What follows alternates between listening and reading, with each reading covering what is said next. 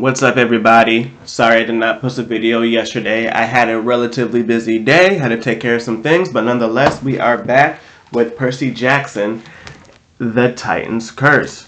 So the second chapter kind of got crazy. So they were fighting Mr. Thorn, who turned out to be a manticore, who is basically a beast that has poison and can shoot thorns and different things like that. But the poison doesn't kill them; it just makes them weak, right? And while they're fighting and everything, Annabeth gets bold and she jumps on the manticore. And around this time, at the same time, the huntresses come in and they're trying to defeat the manticore as well. And then we get introduced to Artemis, the goddess of the hunt, and they're all and this goddess looks to be about 10 years old or something like that, and all the other huntresses with her are around, I'm gonna say around 8 to about 13 years old. So that seems like they don't age. But while they're fighting and everything, they are able to defeat the manticore. But Annabeth is on its back, and it goes over the cliff, and the manticore goes over the cliff along with Annabeth. And so we're gonna see what happens next. Chapter 3: Bianca D'Angelo makes a choice. After seeing Dr. Thorne turn into a monster and plummet off the edge of a cliff with Annabeth, you think nothing else could shock me. But when this 12-year-old girl told me she was the goddess Artemis, I said something real intelligent like, okay. That was nothing compared to Grover. He gasped and knelt hastily in the snow and started yammering. Thank you, Lady Artemis. You're so... Wow. Get up, goat boy, Thalia snapped. We have other things to worry about. Annabeth is gone. Whoa, Bianca D'Angelo said. Hold up. Time out. Everybody looked at her. She pointed her finger at all of us and turned like she was trying to connect the dots. Who are you people? Artemis' expression softened. It might be a better question, my dear girl, to ask, who are you? Who are your parents? Bianca glanced nervously at her brother, who was still staring in awe at Artemis. Our parents are dead, Bianca said. We're orphans. There's a bank trust that pays for our school, but... She faltered. I guess she could tell from our faces that we didn't believe her. What? She demanded. I'm telling the truth. You are a half-blood, Zoe Nightshade said. Her accent was hard to place. It sounded old-fashioned, like she was reading from a really old book. One of thy parents was mortal. The other was an Olympian. An Olympian athlete? No, Zoe said. One of the gods. Cool, said Nico. No, Bianca's voice quavered. This is not cool. Nico danced around like he needed to use the restroom. Does Zeus really have lightning bolts that do that 600 damage? Does he get extra movement points for... Nico, shut up. Bianca put her hands to her face. This is not your stupid mytho-magic game, okay? There are no gods. As anxious as I felt about Annabeth, all I wanted to do was search for her. I couldn't help feeling sorry for the D'Angelos. I remembered what it was like for me when I first learned I was a demigod. Thalia must have been feeling something similar because the anger in her eyes subsided a little bit. Bianca, I know it's hard to believe, but the gods are still around. Trust me, they're immortal. And whenever they have kids with regular human kids like us, well, our lives are in danger. Dangerous, Bianca said. Like the girl who fell? Thalia turned away. Even Artemis looked pained. Do not despair for Annabeth, the goddess said. She was a brave maiden. If she can be found, I shall find her. Then why won't you let us go look for her? I asked. She is gone. Can't you sense it, son of Poseidon? Some magic is at work. I don't know exactly how or why, but your friend has vanished. I still wanted to jump off the cliff and search for her, but I had a feeling that Artemis was right. Annabeth was gone. If she'd been down there in the sea, I thought I'd be able to feel her presence. Ooh, Nico raised his hand. What about Dr. Thorne? That was awesome how you shot him with arrows. Is he dead? He was a manticore, Artemis said. Hopefully he is. Destroyed for now, but monsters never truly die. They reform over and over again. They must be hunted whenever they reappear. Or they'll hunt us, Thalia said. Bianca D'Angelo shivered.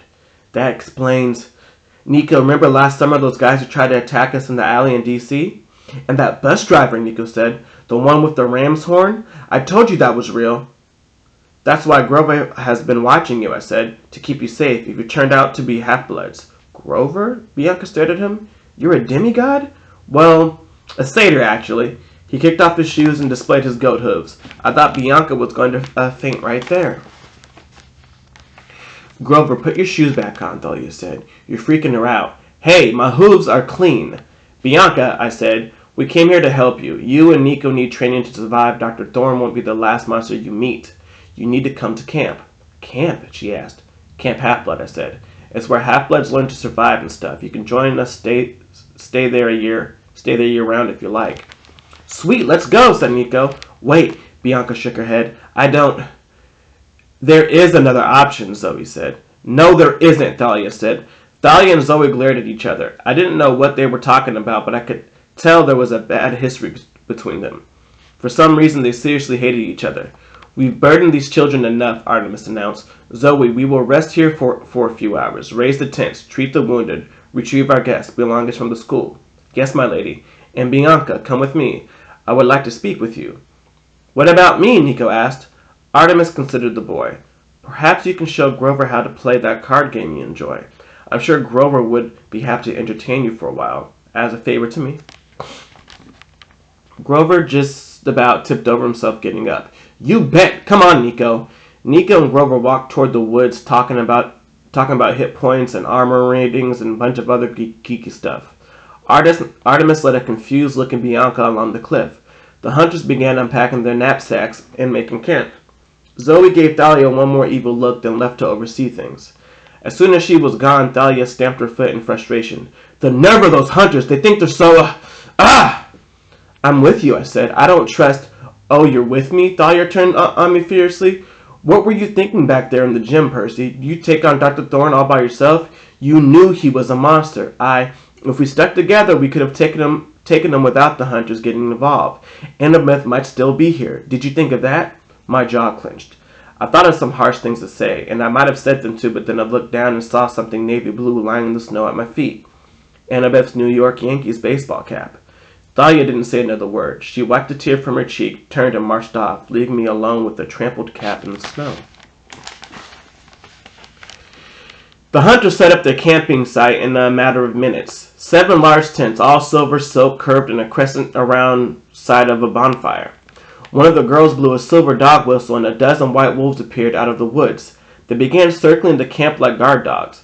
The hunters walked among them, fed them treats completely unafraid. But I decided I would stick close to the tents. Falcons watched us from the trees, their eyes flashing in the firelight, and I got the feeling they were on guard duty too. Even the weather seemed to bend on to the goddess's will. The air was still cold, but the wind died down and the snow stopped falling, so it was almost pleasant sitting by the fire. Almost, except for the pain in my shoulder and the guilt weighing down on me. I couldn't believe Annabeth was gone, and as angry I was at Thalia, I had a sinking feeling that she was right. It was my fault. What had Annabeth wanted to tell me in the gym? Something serious, she said. Now I might never find out. I thought about how we'd dance together for half a song, and my heart felt even heavier. I watched Thalia pacing in the snow at the edge of camp, walking among the wolves without fear. She stopped and looked back at the Westover Hall, which was now completely dark, looming on the hillside beyond the woods. I wondered what she was thinking. 7 years ago, Thalia had been turned into a pine tree by her father to prevent her from dying. She stood her ground against an army of monsters on top of Half-Blood Hill in order to give her friends Luke and Annabeth time to escape. She had only been back as a human for a few months now, and once in a while she would stand so motionless you'd think she was still a tree. Finally, one of the hunters brought me my backpack. Grover and Nico came back from their walk, and Grover helped me fix up my wounded arm. It's green, Nico said with delight. Hold still, Grover told me. Here, eat some ambrosia while I clean that out. I winced as he dressed the wound, but the ambrosia squirt helped. It tasted like homemade brownie dissolving in my mouth and sending a warm feeling through my whole body. Between that, the magic salve Grover used, my shoulder felt better within a couple of minutes. Nico rummaged through his own bag, which the hunters had apparently packed for him, though how they snuck into Westover Hall unseen I didn't know. Nico laid out a bunch of figurines in the snow, little battle replicas of Greek gods and heroes. I recognized Zeus with a lightning bolt, Ares with a spear, Apollo with his sun chariot. Big collection, I said. Nico grinned.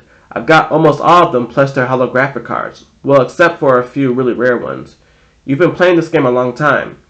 Just this year. Before that, he knit his eyebrows. What? I asked. I forget. That's weird. He looked unsettled, but it didn't last long. Hey, can I see the sword you were using? I showed him Riptide and explained how it turned from a pin into a sword just by uncapping it. Cool! Does it ever run out of ink? Well, I don't actually write with it. Are you really the son of Poseidon? Well, yeah. Can you surf really well then? I looked at Grover, who was trying hard not to laugh. Geez, Nico, I said. I've never really tried. He went on asking questions. Did I fight a lot with Thalia since she was a daughter of Zeus? I didn't answer that one. If Annabeth's mother was Athena, the goddess of wisdom, then why didn't Annabeth know better than to fall off a cliff? I tried not to strangle Nico for asking that one. Was Annabeth my girlfriend?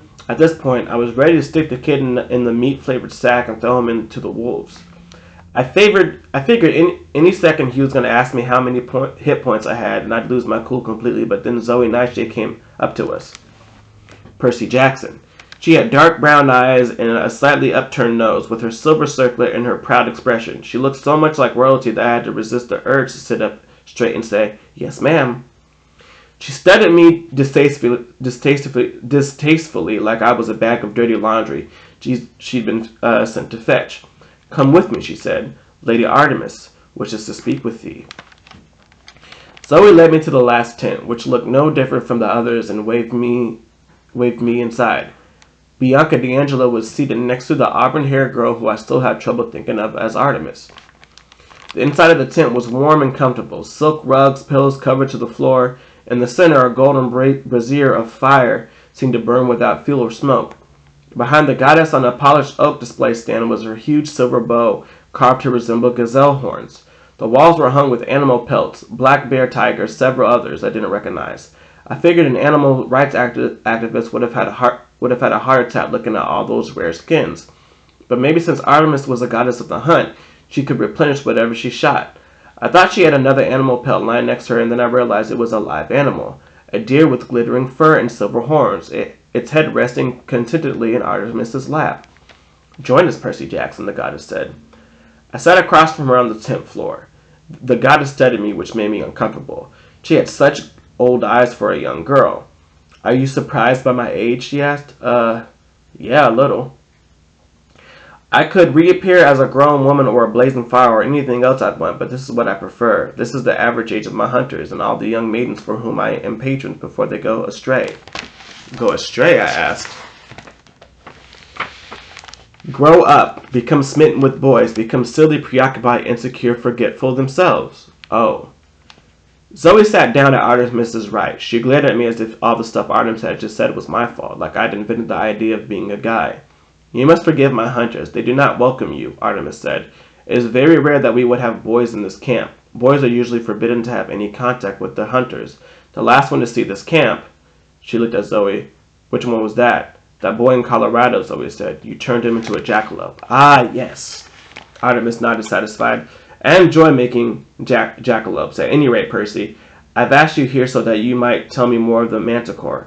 Bianca has reported some of the disturbing things the monster said, but she may not have understood them. I'd like to hear them from you." And so I told her. When I was done, Artemis put her hand thoughtfully on the silver bow. I feared this was the answer. Zoe sat forward. "The scent, my lady, yes." "What scent?" I asked. "Things are stirring that I have not hunted in a millennia," Artemis murmured. "Prey so old I have nearly forgotten." She stared at me intently. "We came here tonight sensing the manticore, but he was not the one I seek. Tell me again exactly what Dr. Thorne said." I hate middle school dances." No, after that. "He said somebody called the General was going to explain things to me." Zoe's face paled. She turned to Artemis and started to say something, but Artemis raised her hand. "Go on, Percy," the goddess said. "Well then, Thorne was talking about the great stirring," Bianca corrected. "Yeah, and he said, soon we shall have the most important monster of all, the one that shall bring about the downfall of Olympus." The goddess was so still she could have been a statue. "Maybe he was lying," I said. Artemis shook her head. "No, he was not. I have been too slow to see the signs. I must hunt this monster."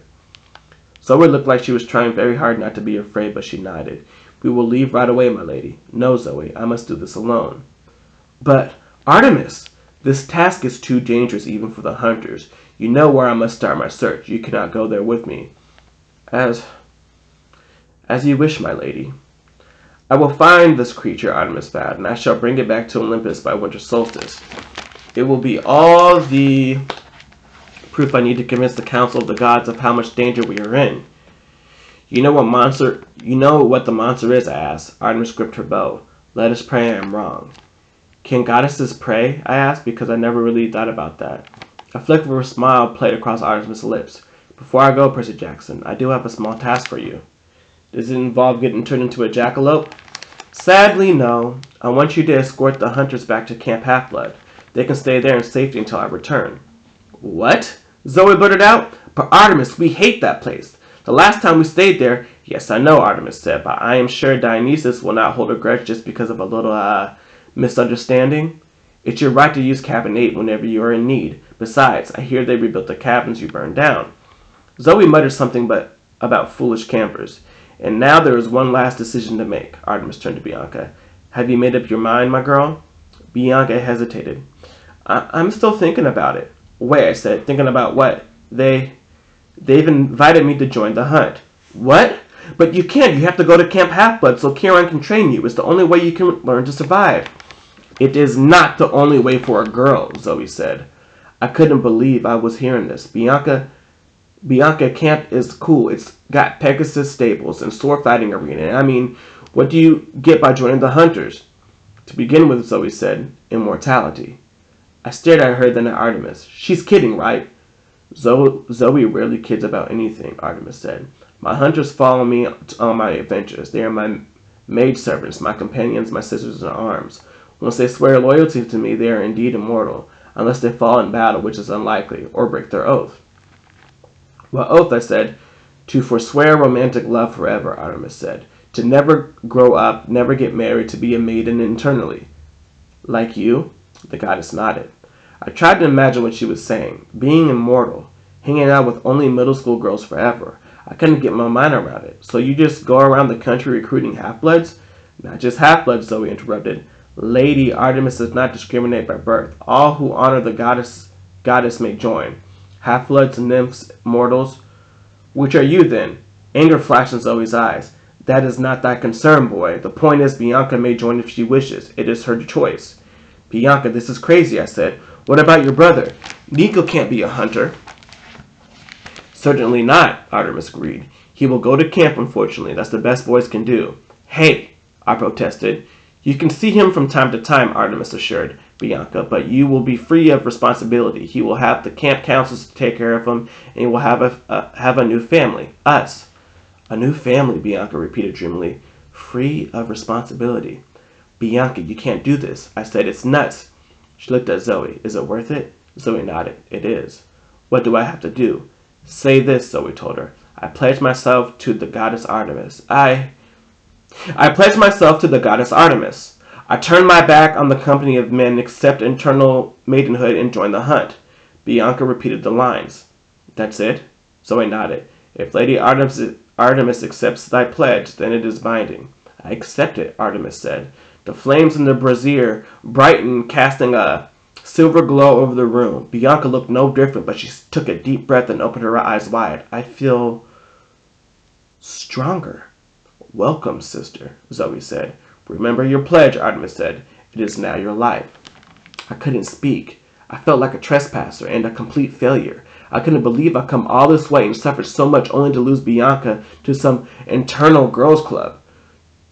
Do not despair, Percy Jackson, Artemis said. You will still get to show the D'Angelos your camp, and if Nico so chooses, he can stay there. Great, I said, trying not to sound surly. How are we supposed to get there? Artemis closed her eyes. Dawn is approaching, Zoe. Break camp. You must get to Long Island quickly and safely. I shall summon a ride from my brother. Zoe didn't look real happy about this idea, but she nodded and told Bianca to follow her. As she was leaving, Bianca paused in front of me. I'm sorry, Percy, but I want this. I really, really do.